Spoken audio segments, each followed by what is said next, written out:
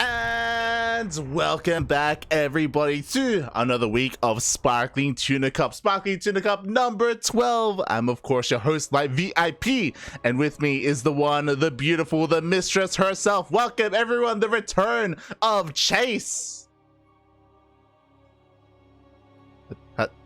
Hello? Chase, come back. Oh, I'm muted. Oh, no.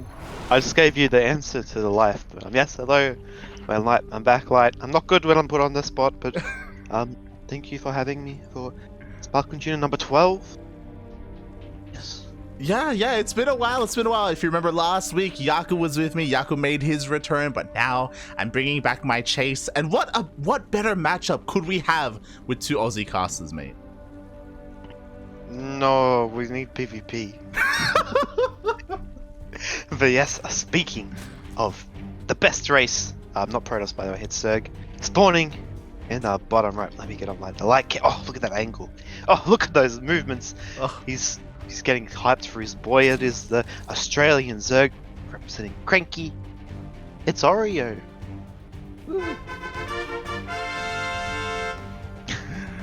And spawning in the bottom left-hand corner of Blackburn LE, we have the one, the only, the, oh god, as I quickly, there we go, we have the Kerrigan Survival Enjoyer, the biggest light disappointment, shaking my head, but I still love him. We all love him. He's also representing the Cranky Ducklings, the Australian Protoss player. It is StarDuck.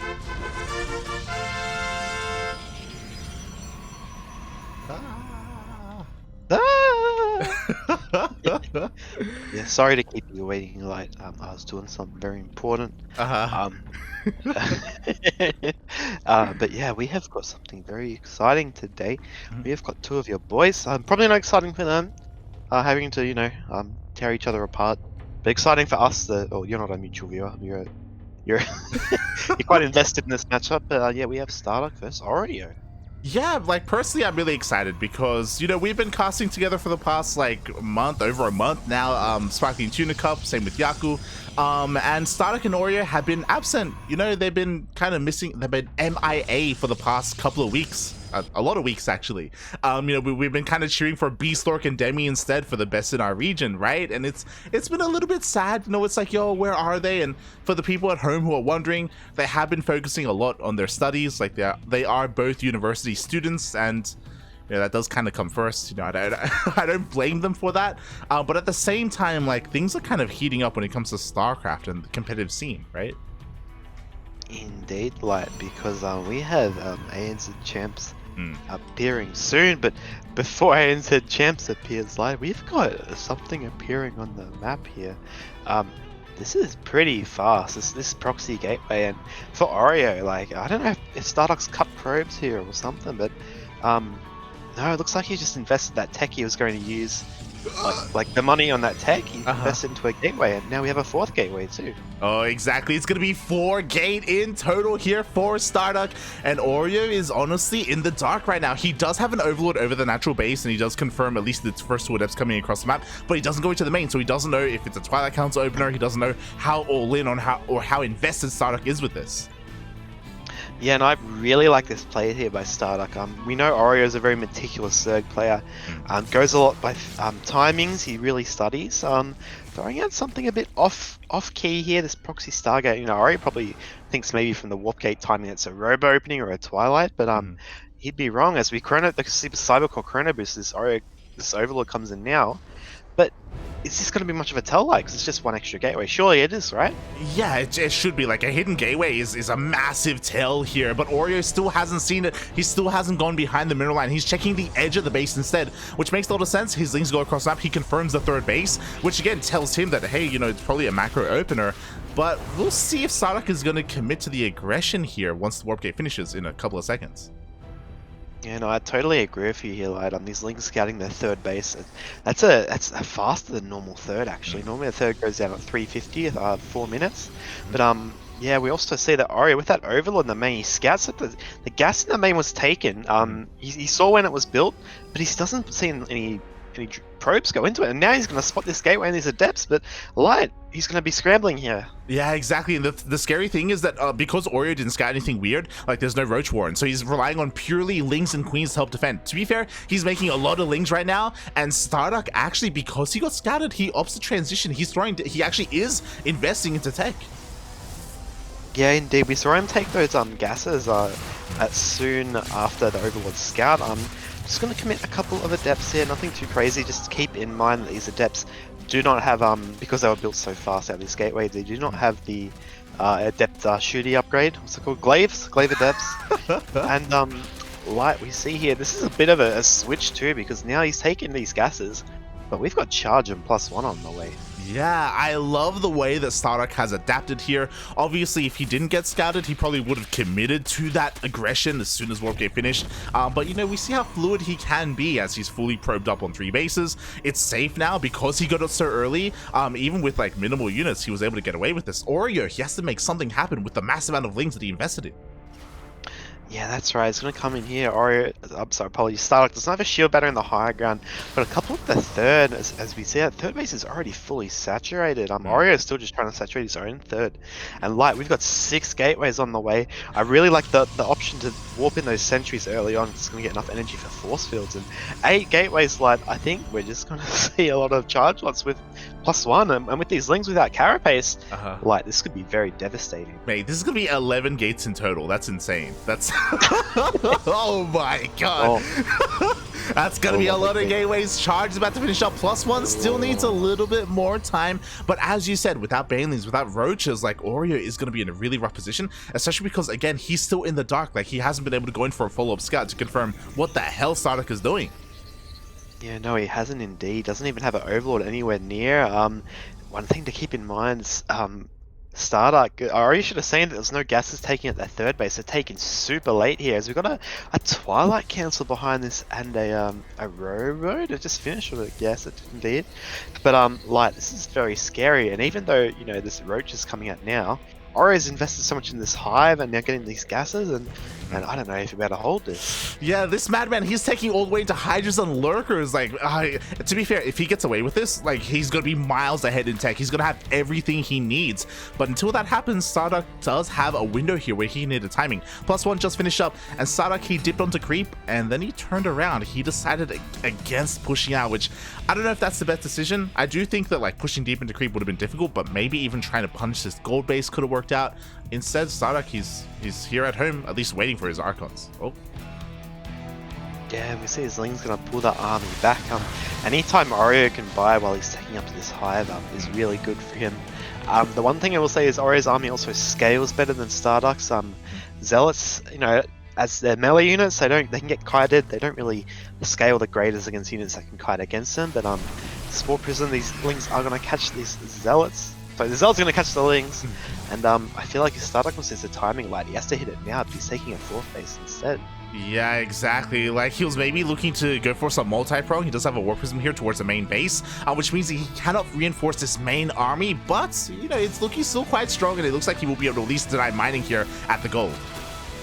Yeah, I want to see him, even though there's Ravages, I want to see him just force field like the gold move, just a bit of Chad move, but yeah, a bit of multi-prong going on now. Oreo's going to have to be very meticulous now. He holds this, his gold's being harassed, creep also going down, and the way StarDuck's kind of posturing, I feel like he doesn't mind playing into a longer game here, but with the lack of tech and like Lurker's already out with the upgrades coming light, I'm not sure how he'll fare as we go into the late game here. Yeah, that's the thing. Like, StarDuck, quickly looking at his vision, he did scout a lot of the tech buildings earlier. Like, he did see the Hydroden, he did notice the infestation pit, so he should be aware of the transition into Lurkers. And if he is aware, like, he's not ready for it, right? As you said, like, we don't really have a transition to Sky Toss. We don't have a lot of splash damage like Disruptors or Storm. Not yet anyway, so he's in a little bit of an awkward position. Yeah, that's right. The one thing he kind of does have going for him is Oreo's army is quite roach dense. But however, StarDuck does not have any immortals to really capitalize on that. And there's some good force fields with these Ravagers here. Like, I don't know, these Zealots, they're engaging slightly on creep. StarDuck's army is just evaporating. Yeah, exactly. Down goes the buffer, down goes the War Prism as well, so there's no way to reinforce this army, and there's nothing stopping Oreo from just keeping on pushing forward. He does bow down those force fields, and again, he's going to be hitting this 4th. Yeah, he does some zealots and there's a lurker holding on, but StarDuck, he's gone for a 3 Stargate transition behind this. It would have been a good idea, except he traded out most of his army, and now he's stuck in this rough place. He's taken his forward 4th base, which he's forced to hold. But I feel like Oreo's just going to have way too much here, and StarDuck's going to be overpowered. Yeah, exactly. I'm impressed that StarDuck was able to focus down both of the lurkers, so with no more lurkers, it looks like with these reinforced Angelics, StarDuck, he can actually hold here. On top of that, he actually did kill that 4th base. Oh yeah, that's pretty bigly as he does clean up a lot of this, and when he gets to the fleshy underbelly of the Hydras, more roaches come to reinforce, and now 3 Void Rays queued up there while roaches, and I feel like StarDuck, he needs to get some shield batteries, needs to stabilize this position here, because he's actually up in bases against Oreo, but if we look at the supply, even though a lot of it's in roach, that is a very scary Zergy army at this stage of the game. Yeah, exactly. As you're saying, StarDuck, he just has to hold. He is getting 1 shield battery, and it is in the back line, so like overcharge will come into play in that next engagement. The Void Rays are coming out. Fleet Beacon is on the way. I'm so surprised that StarDuck is getting away with this late transition. Like he's surviving. Yeah, no, I don't think Oreo kind of has read the game state to the extent that allows him to benefit from it. He is kind of just chilling out. I guess he knows he's got hive tech. He doesn't need to force an issue, but in this case, after losing that 4th base, it's kind of StarDuck that's starting to probably pull ahead here. As Oreo maxes, and the supply deficit will get smaller and smaller. But actually looks like Oreo wants to pull the trigger instead and light. This could be the timing he's been looking for, but there's some Void Rays out now. Yeah, the Void Rays are out. The first lurker goes down as well. There are only 3 lurkers behind this, and as you said, mainly Roach Army. There's only 4 Hydras here. 4 Hydras are the only things that shoot up. 4 Hydras indeed, and even though there's lurkers, there's so much like staying power kind of in this army, lurkers and roaches, but with not much in the air, you know, how is StarDuck, is he going to be able to hold this? As you said, there's only 1 Hydralist here now, and those Void Rays, they're chatting up. The super battery does get depowered, but light, this dance, this could be quite decisive in the state of this game. Yeah, despite not having too much anti-air, it looks like the mass amount of roaches are enough to take down that 4th base of StarDuck. StarDuck is forced all the way back. Carriers are on the way, so maybe with the help of the carriers, he'll be able to push this back. But for the time being, maybe Oreo can get even more damage and maybe take out that 3rd. Yeah, but we see the issue here. Now these lurkers are between the 2 bases. Such a powerful position for Oreo, and GG StarDuck. He just can't quite hold on long enough as Oreo takes the game number 1. Oh. Uno, dos. Wait, 1, 2. Shaking my head. No, but yeah, GG, well played by Oreo. Honestly, that was a little bit of a nail biter. Even though Oreo was consistently up in supply, that was still pretty close. Like, I do feel like if StarDuck had just gone for that Stargate transition a little bit sooner, or just been a little bit more prepared at his 4th base with stack defense, like, we could have seen a longer game. Yeah, no, I fully agree. Obviously we are ZVP experts, like looking at our win rates, but I think if StarDuck, he kind of tried to do 2 things. He tried to push the issue late, mind you. You know, we thought he had a bit more of a timing early on. But he tried to push the issue while transitioning behind it, and when he lost his army, it just put him in this very difficult kind of area. And even though StarDuck, it feels like he kind of let that game slip away from him. You have to commend Oreo, because after losing that 4th base to gold, he didn't let the pressure get to him, and he just kind of macroed and teched up to the army behind the tech he'd already built and just took the game from that point. Oh yeah. From the side of Oreo, it was just like some solid macro there. The biggest slip up is probably him losing that gold base and just the lack of scouting in general, which made things a little bit more uneasy for him and potentially, you know, leaving himself open to be exploited. But of course, we didn't see StarDuck capitalize on that, so very, very much of a back and forth game number 1. And this is why, like, personally, I don't know what your thoughts are on it, but like, I'm really enjoying PvZ nowadays, just because, again, ever since the latest patch, like, Skytoss has fallen off, and we've just seen a lot more variety from the Protoss side of things. I definitely agree. I think also coupled with the lurk nerf, lurk is still very prevalent in the meta, but it makes it a little bit easier. You know, Skytoss is still that ultimate late game army. It is a little bit more expensive, a little longer to build, but we're not seeing these double Stargate Void Ray openers that dominate the meta for so long, and instead we're seeing some more flexible flexibility from the Protoss players, which in turn requires the Zerg to be a bit more flexible and just massing queens and spores. So I fully agree. I think the match is starting to open up a bit, which is really cool. And hopefully the same thing happens in this game as we go into game number 2. But yes, spawning in the top right position. He is the winner of game number 1. He is a Cranky Duckling, the Australian Zerg. Give it up for Oreo. And spawning in the bottom left-hand corner of Hardwire LE, we have the other Cranky Duckling, also hailing from the land of Australia. It is the red Protoss player. It is StarDuck.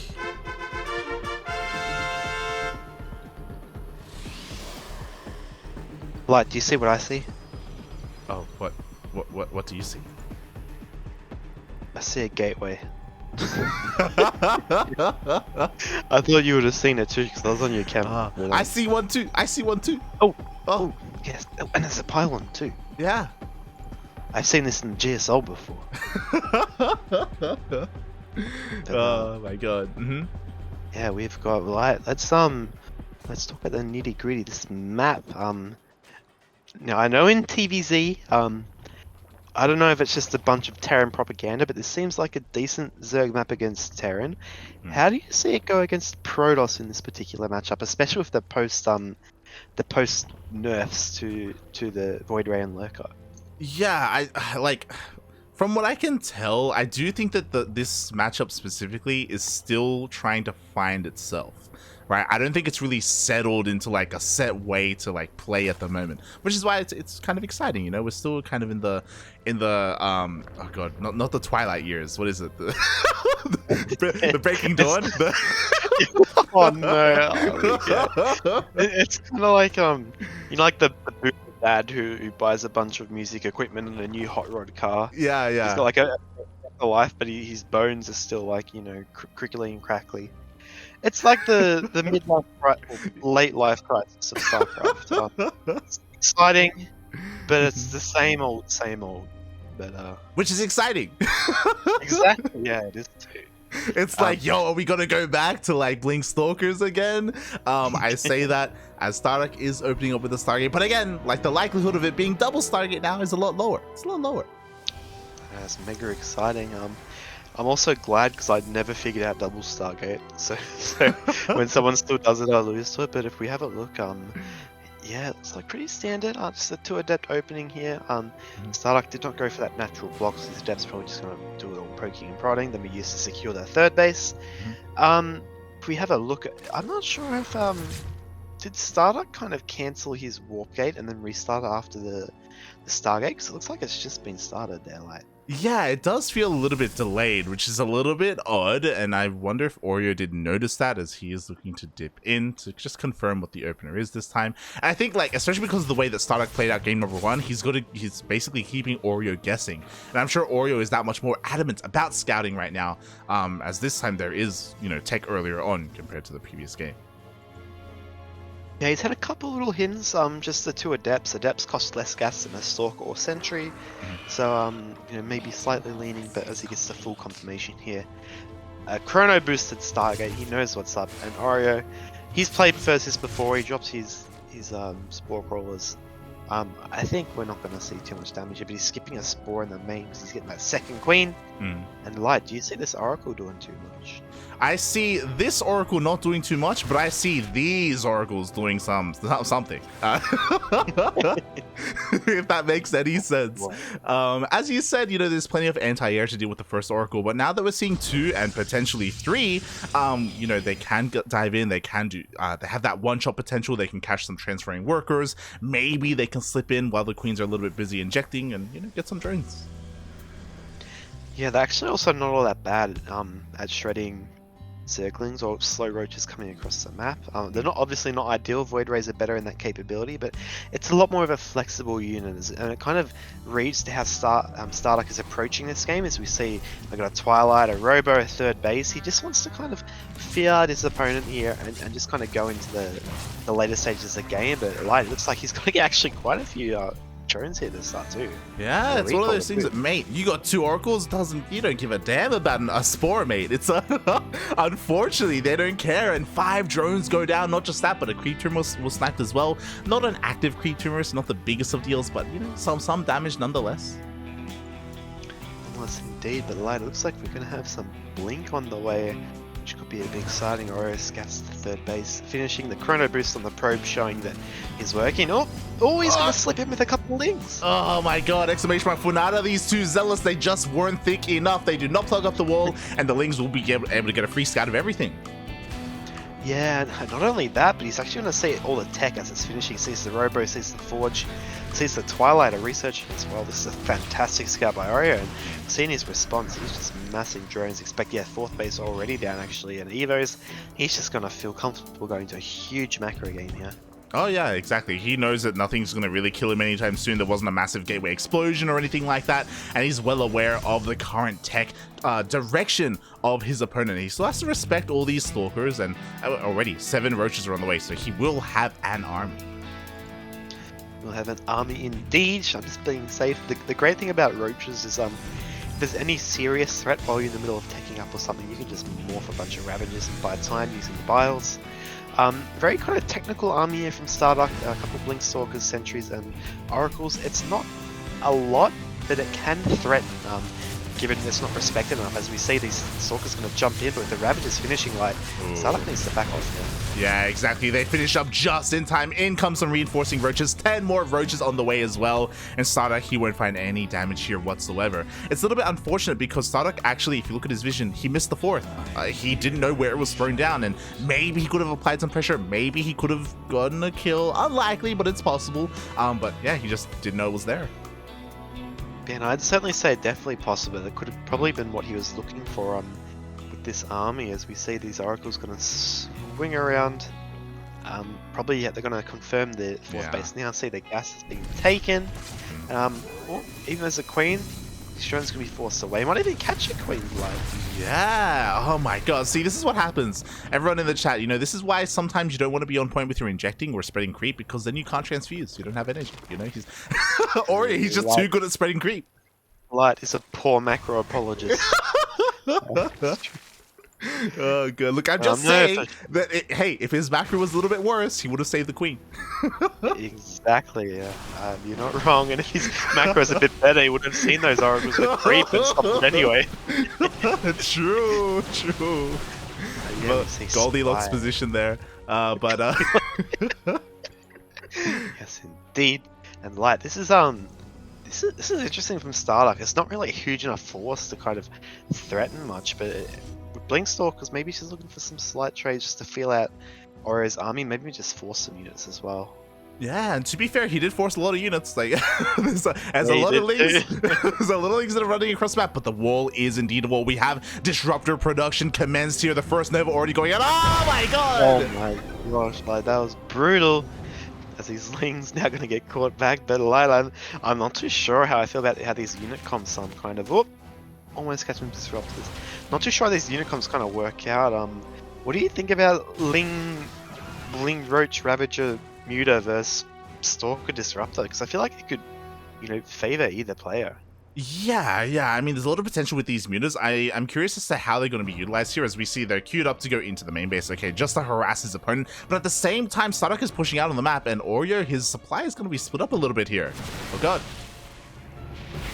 Yeah, we can see a couple of bars been eaten by StarDuck there, but after confirming the army out on the map, we see their mutas coming to the main. There's no shield battery. Roach is even going to run to the natural as well, and this could be a base trade situation, but Orion's got a lot back at home still. Yeah, exactly, but you know what? Is that a lot going to be a lot after these Novas go off? The first one does connect with a couple of Ravagers. We still have one more in the tank. Here it goes off! Oh my god! Oh, big hit there from StarDuck, and Oreo now going to try and collapse. Realizes he doesn't have enough. Evacuates the 4th base.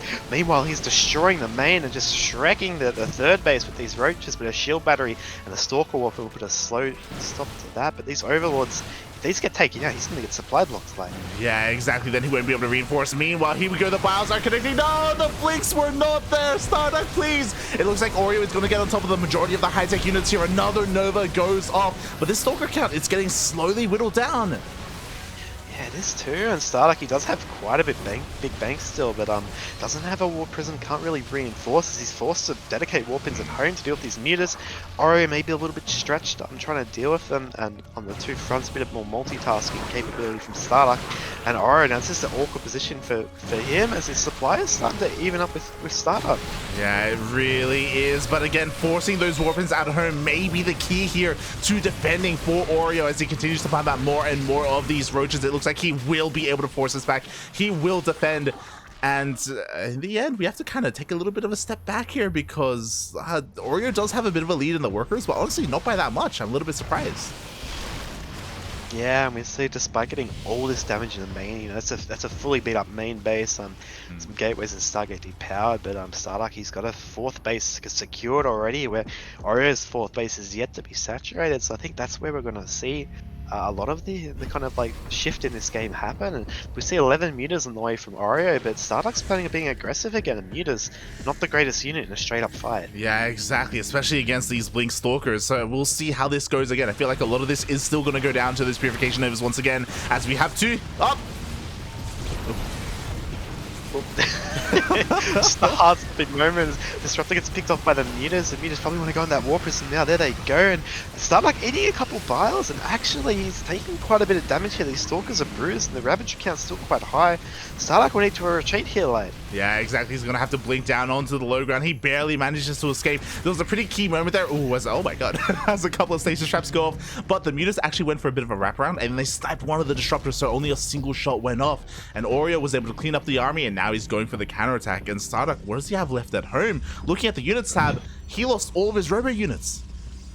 Yeah, no, we've seen he's transitioning into Immortals, and normally at this point in the game, Immortals, you know, you probably don't want to be forced into making them. They're not too great versus mutas, a bit situational versus the Lings, but it's the only counter, kind of the band-aid fix to deal with this Roach counter. StarDuck looking to be aggressive, a few cannons and a shield battery, you're not going to be able to force an issue here, and there we see he's droning up behind this, and like, we have a bit of a stabilization going on in this game. Yeah, when it comes to like the bases of the economy, I do 100% agree, but Oreo still has a pretty big lead, and maybe he can feel like the opportunity to kind of break his opponent here and now. Again, we have 2 Immortals, but only 2 Immortals. There's no War Prism with this army either. Bro, Immortals walk so funny. I'm like a kid in like a crow that sees something shiny, but yeah, StarDuck, he just can't hold on to this main. No cannons, no defense, but StarDuck, you have to keep in mind, he's got no force fields here, no splash damage really. Oreo, he might just be able to hold on if you know, he's managed to do enough damage here. He's got more roaches coming, but with 2 Immortals and mostly roach force now, it's going to be a bit of a back and forth here. Yeah, some great sidestepping there by StarDuck, avoiding the majority of those Ravager bars, but the Ravagers, they're getting on top of the Immortals. One of them does not go down, so StarDuck, he's honestly trading surprisingly well here, but how well can he trade against an overwhelming amount of roaches? Maybe he can with 2 more Immortals. Oh. Yeah, he's reinforced the Immortals and the offensive blink too, and StarDuck, even though this mutas harassing the third base, getting a bunch of probes now, forcing the warp in at home, he's going to be forced to pull these drones, but the drones and links, like, is he going to have enough to hold here? Like, oh my god, it's going to be so close. He once again gets on top of another one of these Immortals, but there's one remaining here for StarDuck, and he's going to keep on pushing forward. He already broke the 4th base, now he's going all the way in for the kill, but now he gets surrounded.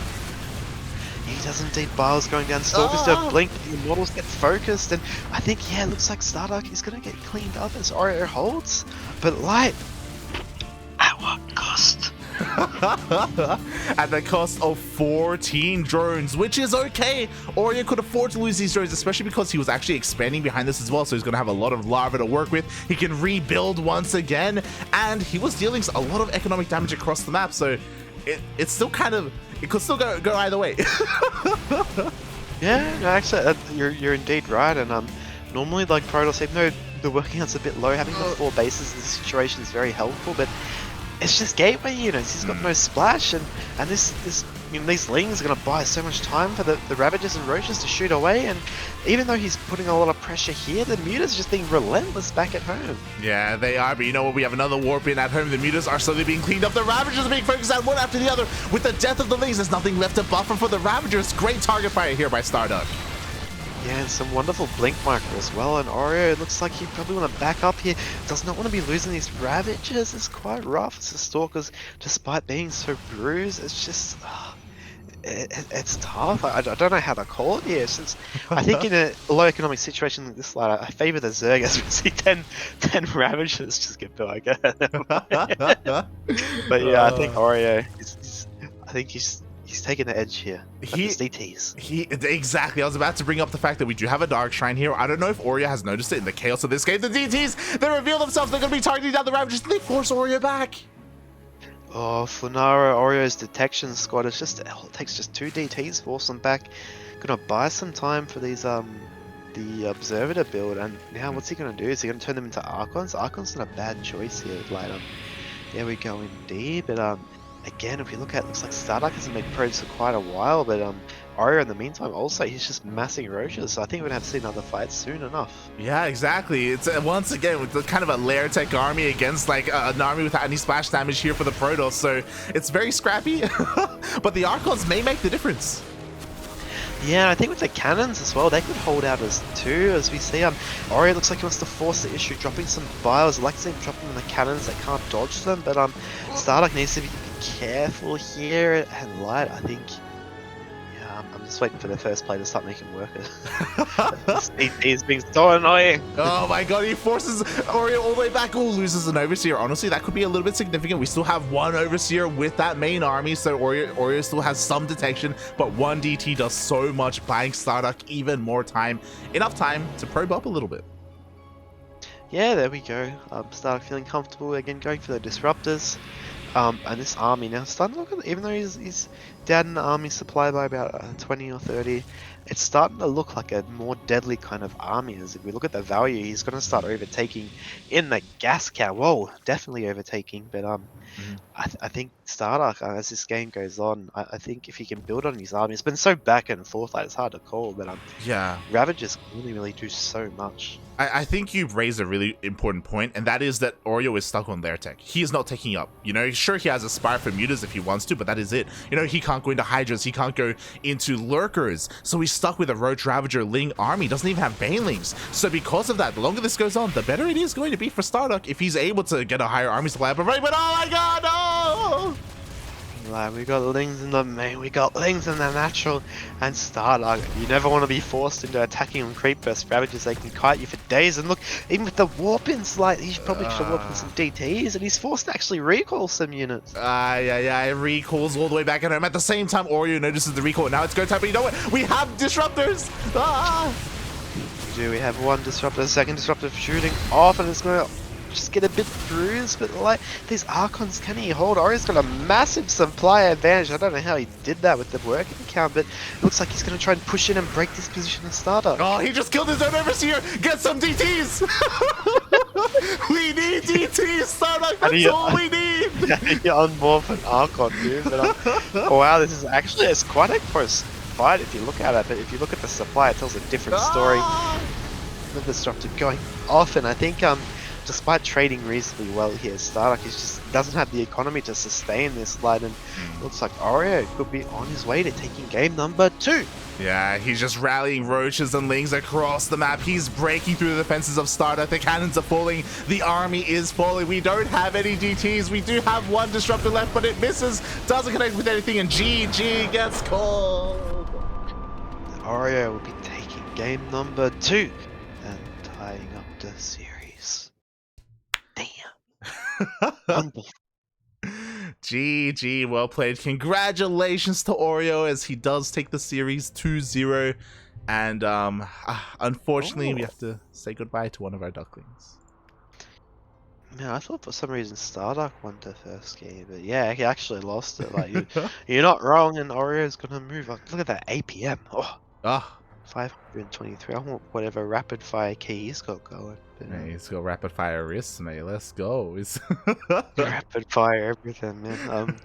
But yeah, unfortunately for StarDuck, I like to, even though these guys are teammates, I like to think they have a little rivalry, a little kind of, you know, who's the best. Both being the only players to sign up the Nation Wars for Australia.